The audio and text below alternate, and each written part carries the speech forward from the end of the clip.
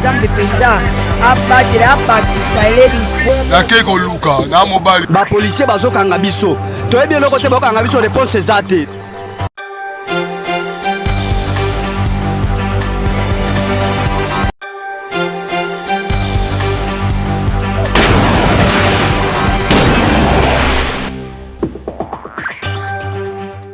Kinshasa nazalaka na esengo ya koyeba ke boza tellement ebele ya kolanda Mag FM édition ya mokolo lelo yango ebandi mboti na bino.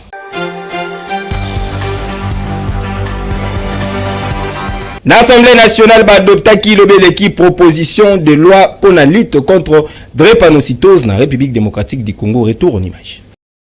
Assemblée nationale va voter qui l'équipe proposition de loi portant lutte contre drépanocytose dans la République démocratique du Congo, initié na élu Yachangu honorable Antoine Ntabala.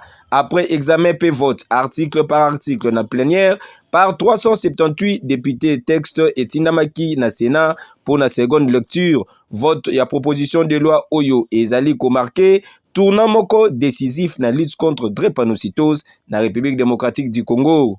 Le vote de la proposition de loi par mes collègues traduit un engagement collectif des députés nationaux à lutter contre cette maladie génétique dans notre pays. La loi, une fois promulguée, il va organiser la lutte contre la drépanocytose, c'est-à-dire la prévention, l'accès des drépanocytaires aux médicaments essentiels, la promotion de la recherche, la protection des droits des drépanocytaires. Et je pense aujourd'hui les cris des drépanocytaires ont été écoutés. C'est ici l'occasion de rendre les hommages les plus déférents au président de la République qui, dans sa vision, la stabilité de la famille parmi les priorités. Et étant donné que la drépanocytose fait partie des défis qui affectent la stabilité de la famille, nous ne pouvons qu'applaudir et remercier les chefs de l'État parce que je sais que bientôt il va promulguer cette loi. Nous saluons également l'implication remarquée de la très distinguée Première Dame qui a fait de la lutte contre la drépanocytose son cheval de bataille. Nous n'avons pas la culture des examens. Les gens sont surpris par la naissance des enfants drépanocytaires. La loi va rendre obligatoire les dépistages à partir de la naissance jusqu'à 18 ans. Et là, nous pensons à la phase prénuptiale. Un parent qui doit prendre la dot, il doit se rassurer quand même que les deux prétendants ne vont pas causer des ennuis à la famille et à la nation. Vous savez, l'autre fois, j'amenais un enfant d'Indjil pour l'amener à Yolo, drépanocytaire qui est décédé en cours de route. C'est tout simplement parce que les structures de prise en charge ne sont pas partout. Et la loi met des mécanismes pour que les infrastructures de santé qui doivent donner les soins appropriés soient sur tout l'étendue du territoire national. À l'issue, il y a vote. Président de l'Assemblée nationale, honorable Aimé Boji Sangara, a félicité qui honorable Antoine Tabala pour l'initiative législative Oyo, saluer locaux la avancée majeure dans la lutte contre la drépanocytose dans la République démocratique du Congo. Texte ezali désormais attendu dans la chambre haute et à parlement avant promulgation na yango na président de la République son excellence Félix Antoine Tshisekedi Tshilombo. Keyo.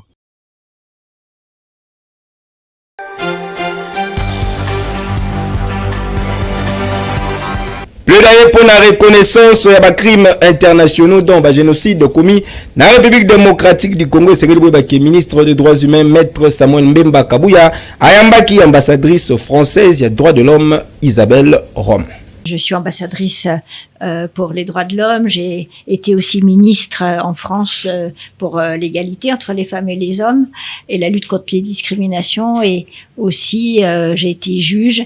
Et au vu de tout ce parcours, j'ai pensé qu'il était important d'effectuer une mission aujourd'hui en République démocratique du Congo pour renouveler aussi le soutien de la France dans cette période qui est compliquée pour la République démocratique du Congo avec Ebola notamment. Et j'ai voulu aussi venir sur place pour rencontrer les différents acteurs, les officiels, les différents intervenants et aussi rencontrer des survivantes de violences sexuelles. Avec Monsieur le ministre des Droits humains, nous avons pu justement échanger de manière constructive sur ce sujet. Il m'a rappelé avec beaucoup de sincérité ce qui se passe à l'est du pays et toutes ces exactions dont peuvent être victimes ces femmes et ces atrocités. Et donc je pense que la France continuera, comme elle le fait déjà, mais à soutenir la RDC pour lutter contre l'impunité. Ça, c'est un axe très important. Je pense que la dignité de l'être humain ne peut pas exister si l'impunité subsiste. Donc, lutte contre l'impunité. Et puis, bien sûr, aussi tout le soutien que la France peut apporter pour les victimes. Et c'est dans ce sens-là, notamment, que notre ambassade travaille sur l'accès des victimes à la justice, notamment. Donc, c'était un échange important. Le ministre a aussi évoqué la question de la reconnaissance du génocide.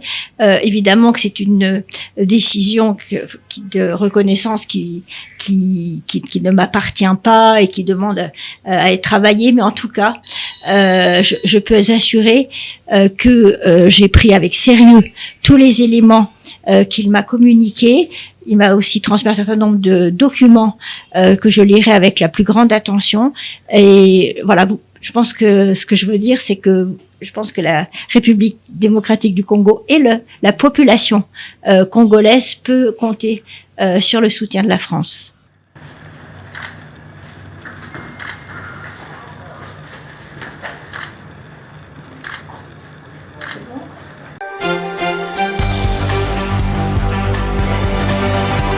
Consolidation, il y a unité et discipline au sein de l'UDPS. Tu sais que le secrétaire général adjoint Deo Bizibou Balola, l'homme de la paix, Azali, pour poursuivre la série. Il y a pas consultation, la permanence, il y a parti. Commentaire.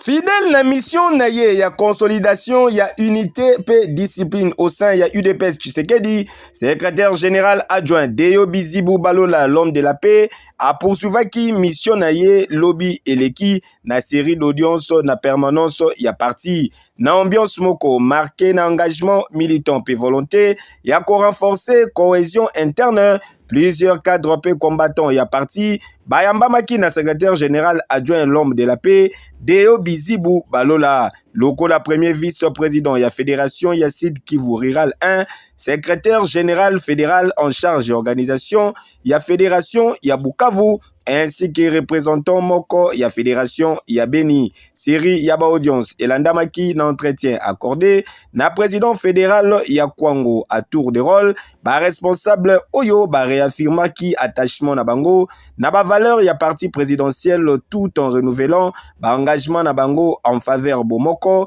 discipline P, mobilisation, il y a base Nassima, il y a vision, il y a président de la République P, haute autorité de référence, il y a UDPS, son excellence Félix Antoine Tshisekedi Tshilombo, Fachi Beton, Moukontombolo d'Afrique. Nous, c'est la délégation des femmes du Progrès, Ligue des femmes du Progrès. Sans distinction, il y a baran, paix, par responsabilité. L'homme de la paix a échangé qui également dans la délégation Ebélé. Il y a un combattant Oyo Bayaki Mobundo pour répondre à un appel à l'unité lancé Mikolo Leki na direction il y a parti. Et Sengeli Boyebake ba rencontre Oyo Ezali ko traduire volonté il y a secrétaire général adjoint il y a ko maintenir dialogue moko permanent na base afin il y a ko consolider davantage baki il y a UDPS Tshisekedi Peko préserver cohésion Oyo Ezali ko sala makasi il y a parti pour na ko clôturer journée naye secrétaire général adjoint Deo Bizibou Balola l'homme de la paix a participé qui na réunion et exécutif il y a parti. Ah oui, Boyende Ezalaka. Qui dit mieux? Et que yo.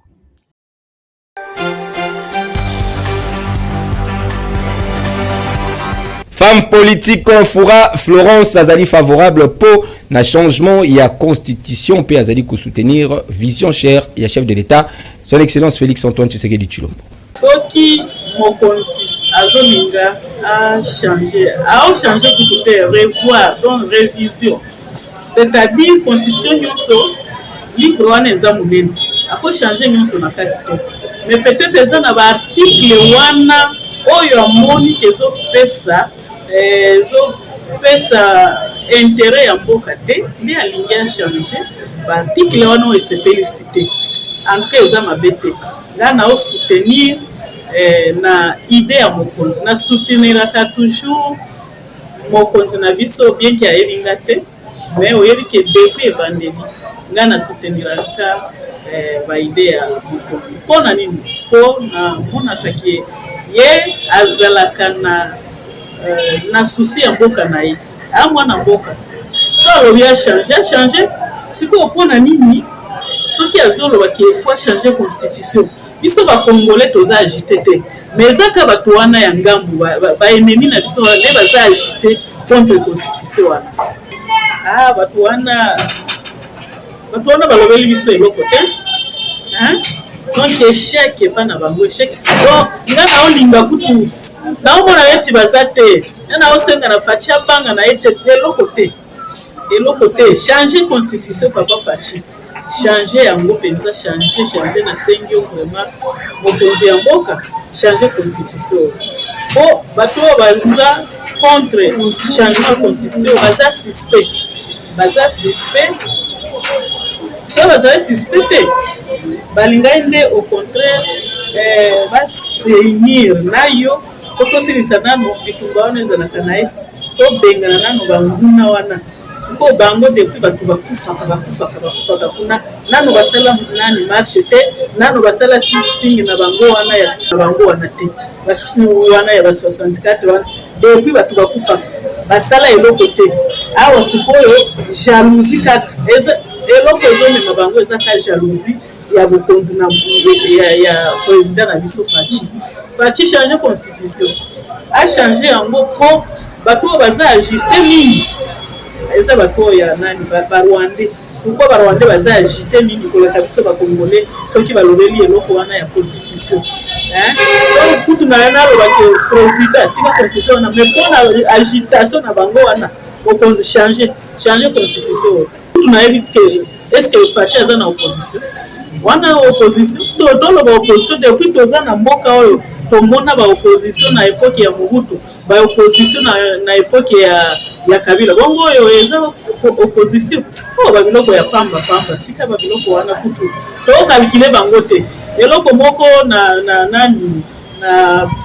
na regretter na force du progrès po na moni ke bazo calculer bango nde bao kalisa ke baza na bango te eloko te bango wana rien force du progrès so bomoni batu wana baolisala ba bisala na bango wana na ko benga butumwa biloko ya mikemike wana ko calculer bango te ozo calculer bango nde bao kanisa kiwi ko pesipe bango valeur ke baza eputa eloko te vraiment Fachi changer na constitution et puis attention Fachi ndenge na yebelie ako changer constitution après à organiser ba élection siko bakosala nini soki asali bongo bakosala nini omoni ke eloko te bato wana to calculer bango te wana eza ba jeu ya Kabila na Kagame papa na ye to calculer ba biloko wana te biso toza sima ya muto tomoni ke aza na bolingo ya mboka tomoni ke mwa bolingo wana aza patriote biso nyonso bakongole po biso pe toyebi te ndenge tofonctionnaka ifale tozala nde nsima ya Fachi beto de la République.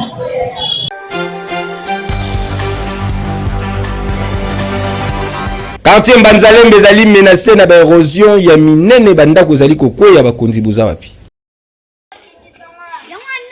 Tozali wana veni Kinshasa musika tena wenze ya Mbanzalemba na terrain inikin homme 30 ndenge kaka bozali komona boye awa érosion esala makambo na ndenge ya kosakana te avenue oyo depuis esalama ezalaka kitoko nzela ezalaka malamu érosion ebandi muke ebuki nzela en deux parties etikala ngambu kotoyo ngambu kuna ndaku moko pe ye atikala na katikati en tout cas kokamwa oyo bozali komona ya mabanga ya mike wana ezali mabanga baye kobwaka te kasi ezali nde bandaku oyo ebukana bandaku ekweya bamapangu mosusu elimwa yango moyen ya kovanda ezalaka pe lisusu te batu bakima quelques personnes oyo bazanga pe bisika ya kokende batikala kaka wana kasi soki otali condition bazali kovandela pasi po moindre mvula kaka ya muke kana mpu batu baleli neti ndaku oyo yango ekoma penza na katonton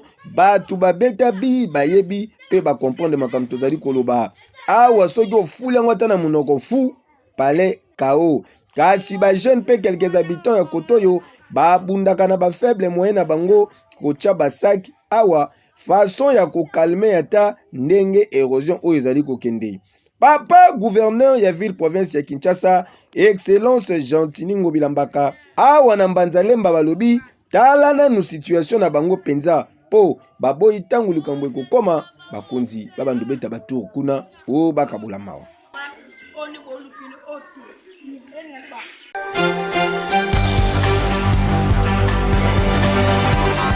FM Pro des awana pour la couverture ya événement na bino nyonso na ndenge ya solo pe na qualité ba image professionnelle. Kinshasa, République démocratique du Congo, Congo Brazzaville, Tinangola, boyo kelanga nanu eloko oyo. Fondation Malou à télévision FM TV bazali offrir na bino ba service na bango ya qualité na ba prix moko hors concurrence ezala pona ba reportage interview tournage ya ba clip vidéo ba production audiovisuelle pe ba service ya ndenge na ndenge grâce ya équipe ya ba professionnel passionné pe na utilisation ya ba matos ya solo ya dernière génération FM télévision azali ko créer ba contenu visuel percutant pe ya haute qualité oyo ezali adapté na ba besoin na bino bokanisi esili couverture ya événement film d'événement conférence ezala mariage concert to pe événement songolo pakala esengeli boyebaka émission ya FM télévision ezali ya komettre en lumière ba histoire na bino pe kotransformer ba idée na bino na ba image marquante. Pour plus de précision bokoki kokota en contact na FM télévision na ba numéro ezali affiché. FM télévision, nul n'a le droit d'être heureux seul sur la terre. Qui dit mieux?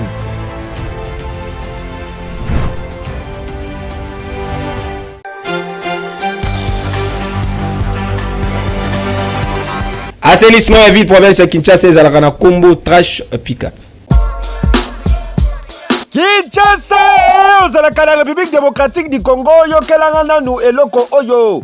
Kaka ndenge na yebisaka bino ke assainissement ya ville province ya Kinshasa eza na solution ndenge pe ezali kosalama. Solution yango eza se na kombo moko trash pick-up.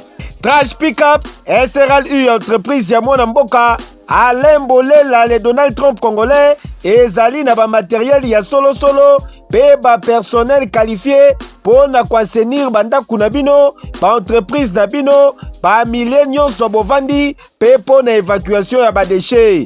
Tout désormais ozalaka na ville province ya Kinshasa na kwa nyonso ozwami fini ba makambo ya kotimola mabulu na kati ya mapangu fini ba makambo ya kobwaka matiti na balabala esi la pona libela makambo ya kobelelaka matiti poto moni biso nyonso makambo basali awa na Kinshasa non seulement ezali malamu te po na environnement na biso ba santé na biso kasi ezali pe kobebisa image ya mboka pe befort nyonso oyo bakonzi ya mboka bazali kofournir po na kozongisa Kinshasa na image dango ya kitoko kin label. Désormais bo contacter Trash Pick-up banoko ozala na entreprise ONG centre de santé atabino batu ya ba supermarché ba particulier kuna na bandaku eza possible pe okoma partenaire ya Trash Pick-up. Tala na bakonzi ya mboka, gouverneur ya ville province ya Kinshasa, ministre provincial ya environnement, message ezali se moko bo soutenir initiative ya mwana mboka Alain Bolela na entreprise na ye Trash Pickup po ezali ko s'inscrire toujours na logique ya programme ya Kinshasa ezobonga. Trash Pickup suka na boule, suka na idéologie. Heke yo. Oui.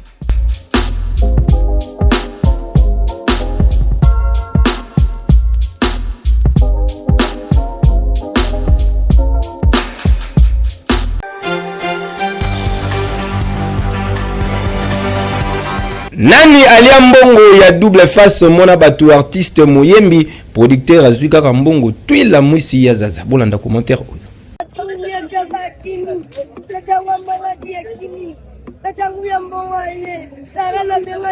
Ozalaka na Congo Kinshasa tala elongi oyo malamu peut-être ke bokoyeba ete kasi soki oyoki nzembo na ye okoyeba yoka eloko oyo.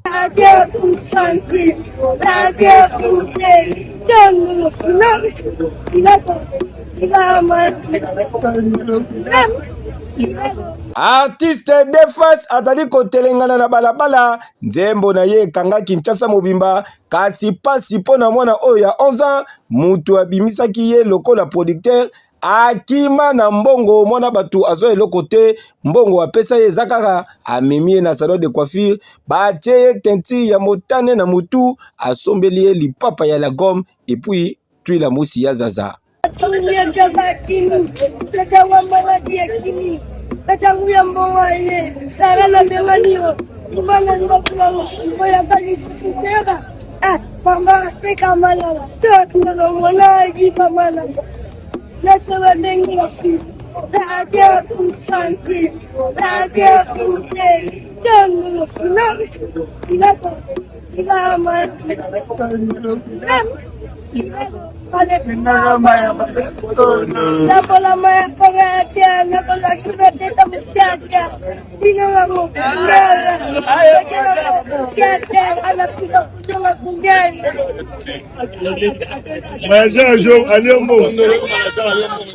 Allez combien? 500 000. Yo, na pesa ibino. Abele chapeau nombo. Ko manager alembo makimi nango. Kombo ya misi bilamba. Azab sigo. Akenda ya changu. Manager na mona changu. Yo mona wapi? Mwana kanko kono. Bonje manager kakolo de boy. Jaba macho mposo mkambongo. Osengi na badbaola ndoni. Tena kusa na wada polisi moko ya mtu amoya moko ya singata. Est-ce que vous avez sigeza? Ebele. Mais quand le moko. Ora bidora. Non. Avec ta bonne moko. Bien. Yoga. Malileye. Maintenant, on se pose la vie, on se pose la vie, Malileye. Moi, j'ai la c'est malade. Et la c'est malade. Moi, j'ai la c'est malade. Elan, mabo kuna kupe langeye. Elan, mabo kuna kupe toje nang. Elan, ya mo paka, mela po mapaka, akina paka chuma, aliba paka paka, akiko sana kipaka, akumana ipaka, paka paka.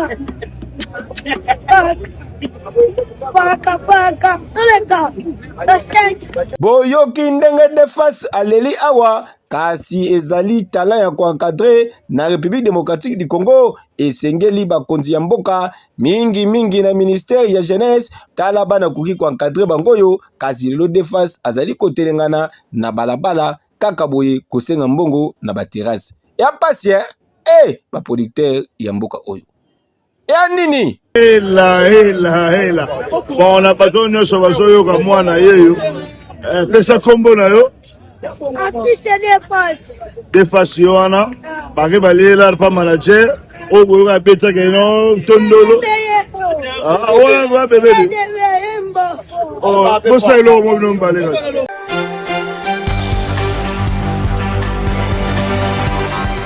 botika na yebisa bino ke mokolo ya lelo ezali mokolo ya mbotama na ngai moko fils Mani Boyka Machine bozalaki ebele ya kotindela nga ba video po na koswetenga joyeux anniversaire sélection yango.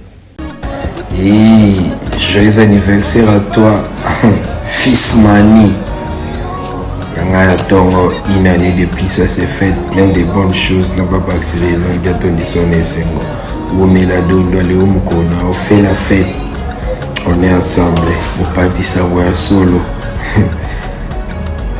Les journalistes, mais pardon. Mais ils ont pas date, les 17 au Kati. Torcos, on est ensemble, mon frère. Faites ça bien. Joyeux anniversaire, Mbotama est là à toi, mon frère, mon gars sûr, grand prêtre des grands prêtres, fils Mani. Que Dieu te bénisse, qu'il te donne tout ce que ton cœur désire. De la part de Gaz Fabulous, ton artiste en direct de quelque part dans le monde. Courage à Luka Vive, à l'Ingri Bajet, au Pessi, à moment Zandali. Le ensemble, mon gars, faites ça bien. Heureuse fête d'anniversaire à toi, mon frère, fils Mani. Fils Mani, que du bonheur. Sois béni à jamais, mieux vaut tard que jamais. Si ton frère est mentor rendu de quelque part, I wish you the best. Profite bien. Babi mukolo yango yango le jour J. Pour le but surtout aux élèves qui est yango pour la makambo. Donc happy birthday to you, grand-père Machine, maître de l'école. Santé, bonheur, prospérité, longévité. Donc to you gaga. Donc Mbotama est là mon frère, tout le monde est tous les gars malamu. Après moi, Jésus-Christ de Nazareth. Check. Et tu as la fille. C'est de la part de ton frère Jason Mboyo depuis Dubaï, en direct. Joyeux anniversaire à toi, mon frère et ami. Fils Mani, que du bonheur, profite bien. Un an de fait, ça fête. Vraiment profite bien. T'as là Katia dedans et on est ensemble.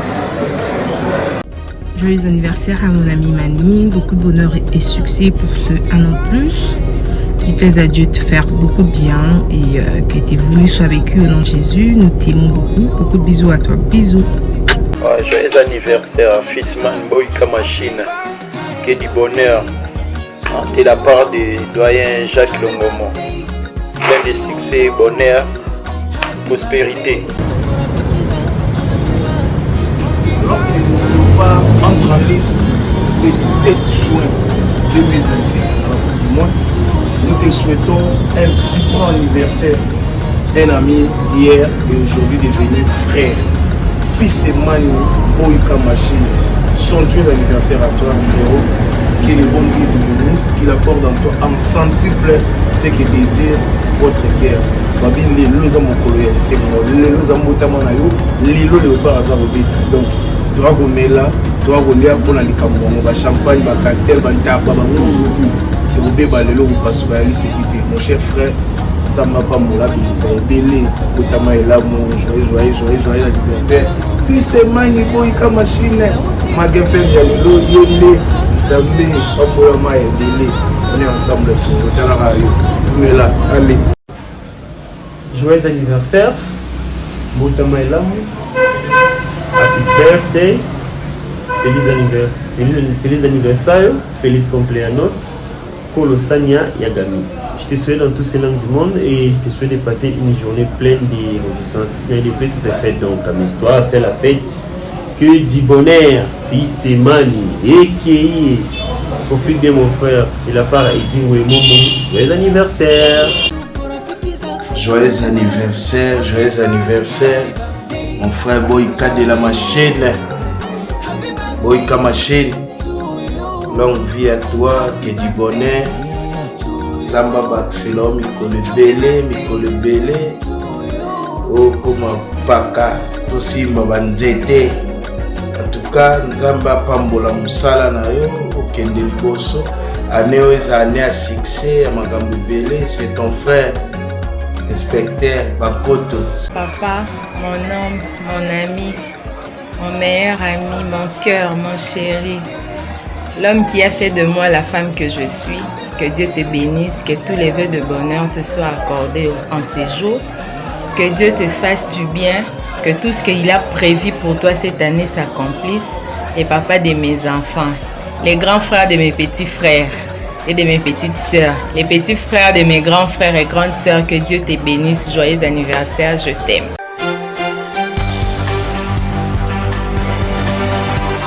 Ozali na poste la formation ya solo na Tindio na SBL Fondation Maison de l'Homme, École de Congolais, Centre de formation Monene, Centre de formation professionnel bazali ko former na ba filière et belé loko la formation na Word P Excel, formation ya bajon d'accueil P protocole, formation ya bajon ya coiffure P esthétique, formation ya bajon ya peinture bâtiment P décoration intérieure, formation ya logiciel comptable sage P paye. Adresse ici yebana na numéro 377 ya venu au Congo na commune ya Gombe, référence rond-point Kinmazière pene ya GG Mart P Lisusu na 12e rue poids lourd na quartier Kingabo tozali bongo na commune ya Limité, référence Arrêt Isam Magfm Komi Nasuka. Merci pour la confiance et fidélité. Vous sepela qui na ba image vous pesa. Merci mingi na l'infatigable Torres Atibou alaki na sima caméra régie finale le simama qui na directeur technique na biso Galor Mouya alias Koko Mouya. Bama tabaki tababa lukala mabele fils Maniboy ka machine na préféré bino. Zambe penza abatela bakisaileri Nake ko luka na mobile ba policier bazokanga biso toyebi eloko te bakanga biso réponse ezate